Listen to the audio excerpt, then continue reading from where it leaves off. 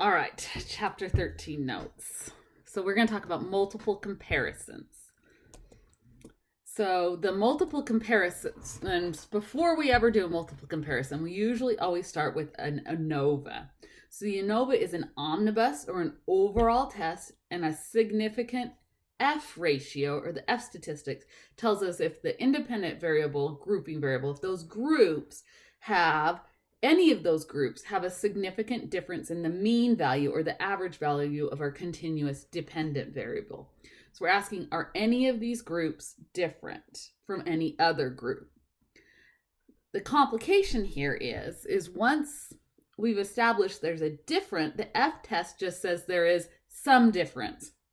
If we have 4 groups, it just tells us at least one of the 4 groups is different from at least one of the other 4 groups. It doesn't tell us if they're all different, or if 2 are the same and 2 are the same, but the 2 groups are different from each other. The way we investigate which of the groups are different is with contrast statements or pairwise comparisons. So those are the 2 basic kinds of posthoc or after analysis tests. Simple comparisons are comparing 2 groups, one group versus one other group. And we do this with a t-test, a pair, because there's 2 groups. Just saying, does this pair differ from each other? And then we can try another 2. Do this 2? Does this 2 pair, do those averages for those 2 groups differ from each other? It's fairly straightforward. There are some complications, but the complex comparisons take your groups and collapse them in such a way that we're going to compare still pairwise, but not 1 to 1. It might be these 3 groups to this one group, or we might compare 2 groups to 2 other groups, or we might compare 1 group to 2 other groups, ignoring a 4th group. So that complex comparison involves more than 2 factor levels, more than 2 groups, but it's like a teeter-totter. Side A versus side B. So we're going to still have to collapse. So multiple comparison procedure, that phrase tells us that we're looking, a procedure is a way we go about comparison, comparing multiple, more than 2 groups. So this is anytime we have an ANOVA, if the F test is significant, we can try to tease apart which of the groups are different from which other ones with this multiple comparisons procedures. So the omnibus overall F test is usually done first, but it's not always required.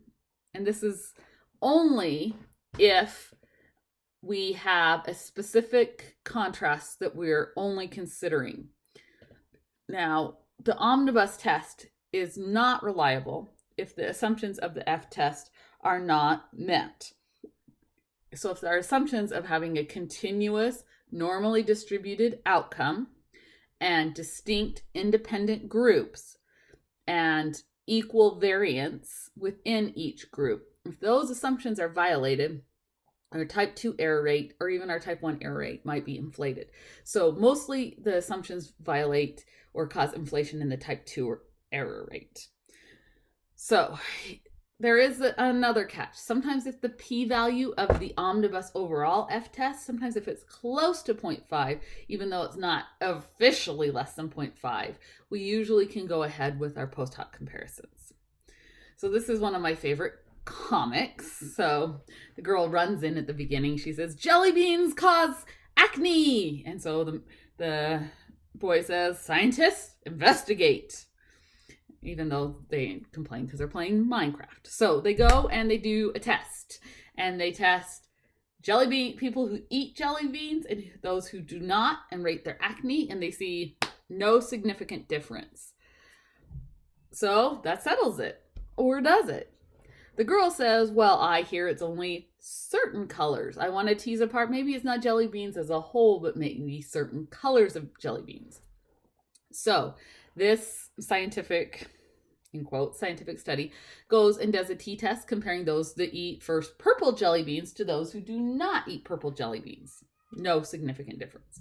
Then brown jelly beans, then pink. You see the way that's going. There are 20 different tests that they're doing here. And the p-value in every case is not statistically significant. except if you look very closely, the green jelly beans, they are showing up as statistically significantly causing, I was trying to get a cursor that looked better, causing acne, or being green, those eating green jelly beans is associated with worse acne. Now, we can't say causation because this was probably not randomized, probably observational. But if it was randomized, then maybe we could say causation. Either way, how many tests have we done in the center panel? Well, there's 20 of them, a grid of 4 by 5. Now let's think about what a p-value means. The p-value is the false positive rate, or said more verbagey, it's the chance of declaring a statistically significant result even when there truly is none, when the null hypothesis is true. So what did Fisher set our threshold? Well, nonchalantly 1 out of 20, 0.05. But that's a 1 in 20 false positive rate. So here we have done 20 tests and 1 is positive. How sure are you that's a true positive, or how questioning are you that maybe that could be a false positive? I would not be willing to put the front page newspaper saying jelly beans cause cancer, even green jelly beans, because out of 20 tests we would expect we'd probably have 1 bing false positive showing significance, even if nothing's going on. So it's this idea of error rates. Our 1 in 20 false positive rate is called the per test or per comparison error rate. So sometimes it's used alpha PC, or per comparison. It's for any one comparison. And we usually set alpha 0.05 at a per comparison. But again, if we're doing lots of tests as part of a bigger experiment, we don't want each test to have a 5% false positive, because they'll add up. If we do 20 tests, even less than 20, we're almost guaranteed to have at least 1 false positive. So alpha, even though we usually set it at 0.5 or 0.01 or 0.10, that's usually the alpha that we look at per test. And if we're doing lots of tests, which often we are with Posthoc Tests on ANOVA, we need to adjust or make it more stringent of a cutoff than just 0.05. So that the overall experiment-wise, this is the EW, experiment test false positive rate is not 0.5, bigger than 0.5. We want it to stay at 0.5. So there is this relationship. The more tests you make, the higher your overall false positive is compared to your per comparison or 1 at a time test rate. You don't need to memorize this formula, but just know that. So let's think about an ANOVA with 4 groups. It's going to be a common thread for today. So if you have 4 groups, how many comparisons can you make? Well, you can go the first with the second, the first with the third, the first with the fourth, the second with the third, the second with the fourth, and the third with the fourth. And here in this green box, they have all been listed out. So with 4 groups, K equals 4, there are C equals 6 comparisons you can make by pairing 2 groups out of the 4 together. We're not caring about order here, because if you switch 1 versus 2 and 2 versus 1, we're just subtracting in the opposite order. If we had alpha 0.5, then it inflates it. So if each test is 0.05, the overall false positive is a lot higher than 0.05. Now, there are 2 different kinds of after the fact comparisons. Now, this distinction is very important in application, and statisticians are always yelling about this, but often researchers kind of, bury their head in the sand and forget about this distinction or try to ignore this distinction. So over here on the blue side, we have post hoc or posterior or after the fact comparisons. These are when we select which comparisons, which groups we want to compare after we've collected our data and peeked at it. Now that might be doing a full ANOVA, or it might be after doing just some exploratory data analysis by doing group summaries and group plots. So if we have all possible ways we could do comparisons, but we're going to cherry pick a few, if we've decided which few we're going to cherry pick after we've peeked at the data, That's called a true post hoc test, a posterior test. And that's when we inflate the type 1 error rate by doing multiple of these comparisons. Now, on the other side of this slide, the green, these are pre-planned or a priori tests. Now, the math is the same between these blue and these green, these post hoc after the fact decided on tests versus the pre-planned a priori before we saw the data, usually at the proposal stage. Now, if we have decided which of all possible pairwise tests or contrasts that we want to run before we gather the data, the clue here, the main thing here is before we gather the data, then our inflation of type 1 error rate is lower. Now, people say, well, the math is the same, so what difference does it make?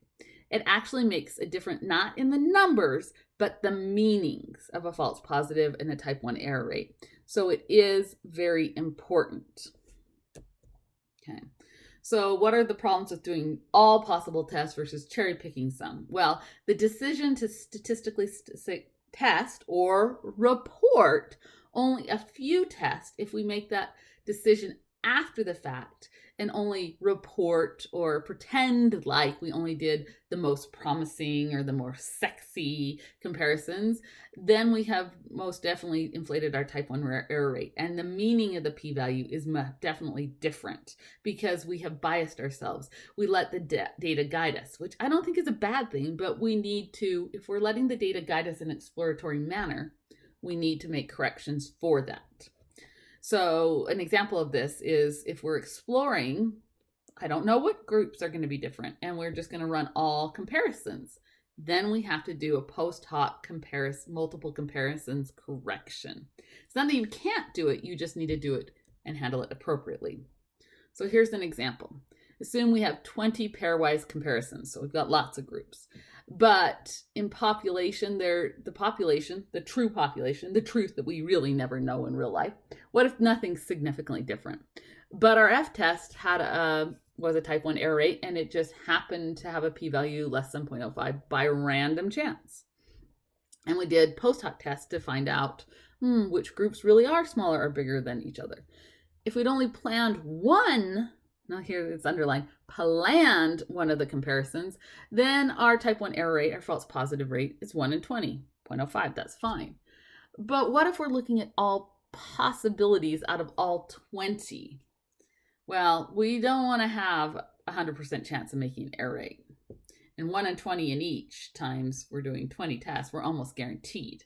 So if a researcher decides to make only one comparison after looking at the data, cherry picking the largest and smallest group averages, the error rate is still almost 100%, even though they've only done one test. So even if all the comparisons are made in the head, it's still one of many. So even if we're only going to choose to test the largest average and the smallest average, it's still, we don't know which group, if we don't know what groups those mean before we start, before we collect our data, before we look at our data, it's still as if we did all of them. Now your book is just so exciting. Barry Cohen, and this author, is just so excited about post hoc tests, which, granted is an important area. They go into gross detail, as in way too much detail, about a ton of different tests. And instead of focusing on all the nuances between them, I'm going to focus on the main ones. So a priori multiple tests, multiple t-tests, you can just do a t-test without the ANOVA. Not the best, but you can. Bonferroni is by and large the most frequently used multiple comparison procedure used across the board. Now, it really should only be used if we're doing a priori selections of all possibles. So these blue or a priori boxes are the ones we should do if we have picked out our comparisons prior to seeing our data. So Bonferroni, or sometimes it's called Dunn's test, is the most common. It is also the most severe, and it is the most conservative. It almost always wipes out any significance. But the reason that it's continued to be popular is because it's easy to do, and so it's taught in intro to statistics classes, and so it's hung around. There are other tests, the Dunn, SIDAC, and the Home, which we're not going to go into much detail. And there are linear contrasts, which we will talk about as we move forward. Now, if you fall into the green box, a post-hoc test, where you didn't pick out your contrast beforehand and we're kind of exploring it, there are a lot more options. Fisher's LSD and Tukey's HSD are the most common. Those are the ones that we're going to focus on, followed by Chaffee's test. All the other ones in the between, the top two and the bottom one, those are other options that fit different scenarios. There's not one right post-hoc test correction. It just depends. But again, we're going to focus on Fisher's, Tukey's, and Chaffee's. And we're going to say when and where you should use those. If you find yourself ever in a situation where you don't meet the criteria for Fisher's, Tukey's, or Chaffee's, then you should probably refer to this book, other publications, or your handy statistician. So there are tons more. Tons more. In SPSS, in R, all of them. Now, an important thing is all of these software call all of these tests, they usually will call them in SPSS all post hoc, even if they are an a priori test, because the software doesn't know if you pre-planned or not. In R, they're almost always called multiple comparisons test, and they don't make the distinction between a priori and post hoc. So most people will call it a post hoc test because it's done after the ANOVA, even if it is an a priori test, specifically when the selection of comparisons was made prior to seeing the data. So with all of these tests, they're all multiple t-tests. We want to take, and we're going to take how different the group averages are. So you'll notice on the top of this T, there is X1 and X2 bars, the averages for groups 1 and 2, and you go in turn, choose 2, subtract the averages. That's the top part of the t-test. The bottom part of the t-test is some formula with the pooled variance. So the pooled variance is the mean squared within, or the mean squared error. This is what in the R output says MSE. So if you have heterogeneity of variance, different variances, instead of using the mean squared within, you should use the pooled standard deviations and pool them. But if we have unequal sample sizes, there's another way. Again, these usually people don't do these by hand, but there are ways to do those tests. Again, this is Bonferroni is the most frequently used, and in the box at the bottom, here's how we usually do it. So if we had 4 groups and we're going to make 6 comparisons, we would take our 0.05 that we usually use and divide it by 6. So 0.05, our usual alpha, divided by 6, because we're doing 6 tests, gives us a new value for alpha.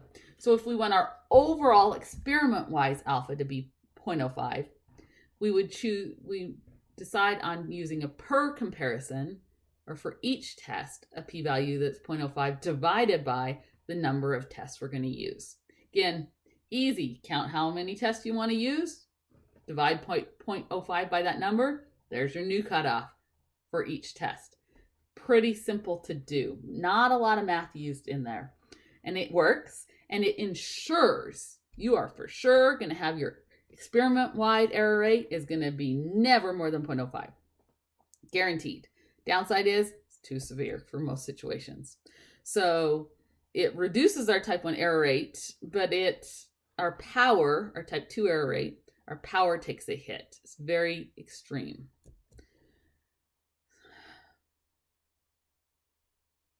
Okay, I'm going to skip this for a second. I think we're going to go over this example in the next.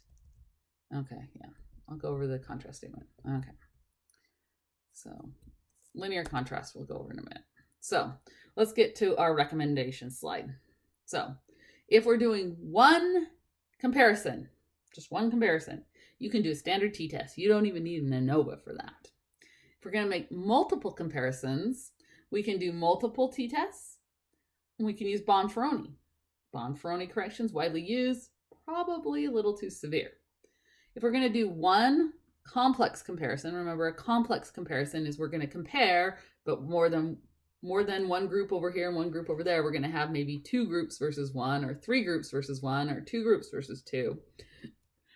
We're still doing comparing two things, but we're going to lump together more than one group on either side of the comparison. If we're doing one complex comparison, we can do a linear contrast, which I'm going to do in the next recording and show you how. And usually if it's pre-planned, no comparison correction needed. If it's post-hoc, we can use phase correction, which we'll show you on that example. Now, if we're going to make several complex comparisons, we need to make sure that they're orthogonal. That's a little bit more complex. I'm not going to get into it really very much. But if they're non-orthogonal, which is more than likely the case, then we can use the Bonferroni correction there. So, Fisher and Tukey. So, right now, in this day and age, we see a lot of arguing back and forth on politics. Democrat, Republican. That type of argument is what was going on, that flavor, that anger between Fisher and Tukey back in the day for statistics. And this is back when journals were largely, people would write in and mail in things and they'd publish them, and it was a way to publicly call someone out sometimes if you thought that their theory or their writing was not something you agreed on. So Fisher, father of statistics, he came out and he said, and he called this the Fisher's protected t-test. He said, if you're doing ANOVA and your overall omnibus f-test is statistically significant, you can always follow it up with multiple t-tests. Just compare all the groups with multiple t-tests. You don't need to adjust anything. Even if you have unequal groups, you just don't do anything. As long as you require that the f-test is significant first, you can do all the multiple t-tests you want. This is what Fisher said. Turns out, it's pretty liberal, and because of that, the inflation and the type 1 error rate that can occur, he was right, but only for 3 groups. If you have 3 groups, you can get away with doing no corrections as long as the f-test is statistically significant first.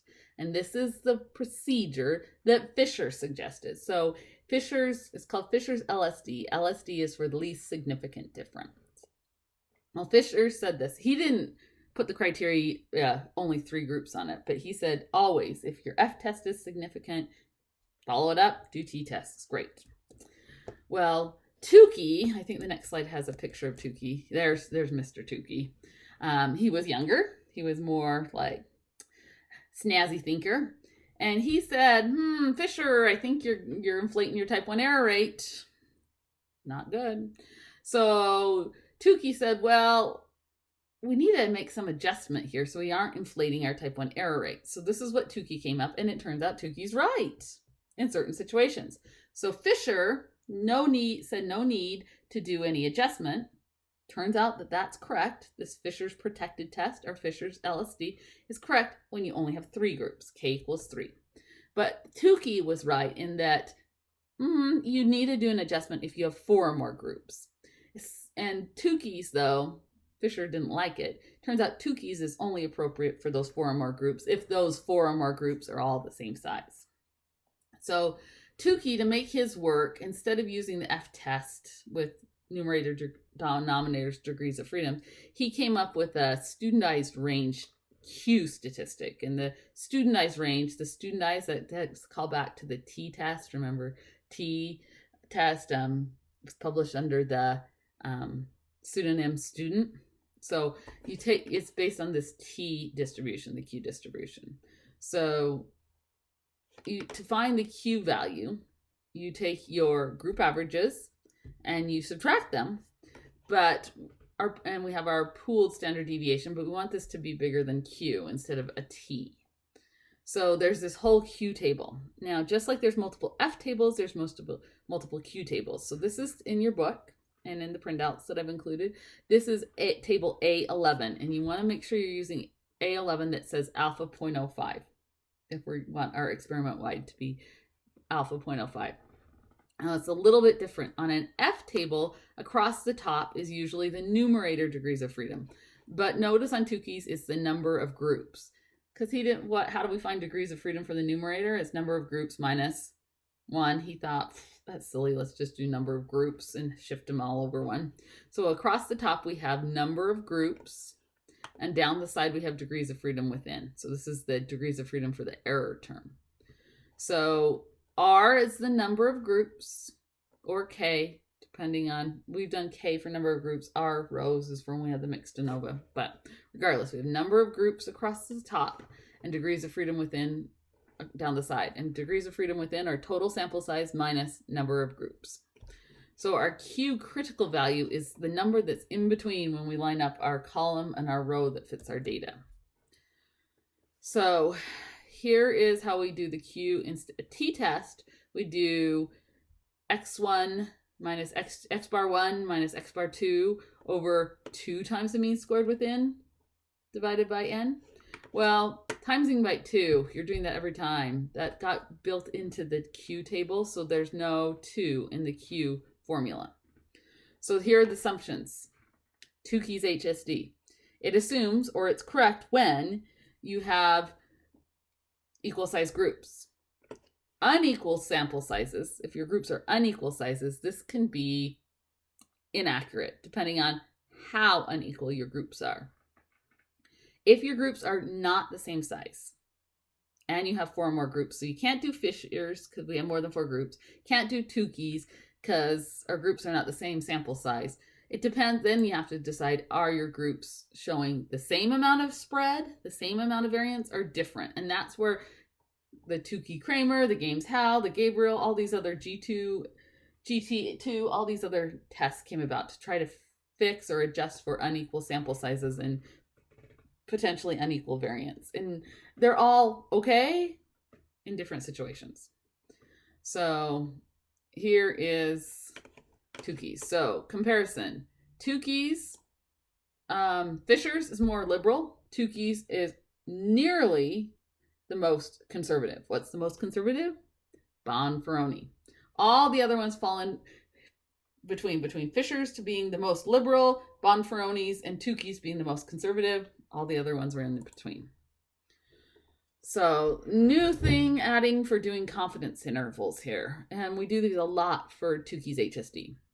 So we take, and we're doing this for the difference between 2 populations to find a confidence interval between the difference between 2 groups and averages. We take their sample averages and subtract them. That's our best guess. And then instead of doing plus or minus t times the standard error, it's plus or minus q times that same thing we saw before. And q times this square root, that is the Tukey's HSD number. And to know, if we want to know if our p-value is significant, if we're doing a comparison by hand, we calculate Tukey's HSD, this last thing in orange, which is q times the square root of ms within over n. We calculate that and we add or subtract it on the difference of our group averages to get a confidence interval, and we want to know, does our confidence interval have 0? If our confidence interval goes from a negative number to a positive number, that means it must have 0 somewhere in between, and that tells us that the groups are not different. If our interval is either both positive numbers or both negative numbers, then we know 0 is not in there and our groups are different. Okay, one more of these before we can get to the examples. You guys are doing great. So Posthoc test procedures by Chaffee's test. Now here's a nice picture of Chaffee. Actually, it's a pretty crappy picture, but his was, what he suggested was also very conservative and less powerful, kind of like Bonferroni's, but instead of using a T distribution, it uses the F distribution. So we have to look up the F table instead of a T table. It's very similar to Bonferroni's, but it works better for doing linear contrast, which we're going to skip back and do. So Chaffee's is more widely applicable. It's not usually recommended because it's so conservative, but it is good when we have complex post-hoc comparisons, which we're going to go back and do. So here's recommendations. If you're making one pairwise comparison, just do a regular t-test. If you're making several pairwise comparisons, well, if you have 3 groups, do Fisher's LSD, which is basically doing nothing. If you have more than 3 groups, like 4 or more, you use a Tukey's as long as the groups are the same size, and one of those other ones if you have unequal groups based on this, the variances being the same or different. If we're going to do one complex linear contrast, we really shouldn't have to adjust much. But if we're doing several, they're non-orthogonal, do phase test. If they are orthogonal, we don't have to do much. So trend components, I'm not going to worry too much about. And that's going to just kind of wrap this up. Here's our Winter Olympics sports comic, which I think is very timely, seeing as today it was publicly made known that the IOC has decided that they are going to postpone our 2020 Tokyo Olympics for a year. The official announcement has not come yet. They're going to have 4 weeks of talks to determine all the details regarding this. A little sad, but glad everyone's going to be healthy. So I will cut off this recording right now and post it, and then I will come back and I will do the linear contrast recording by itself, because I think that that one deserves its own recording, and do the example. So that'll be our next video.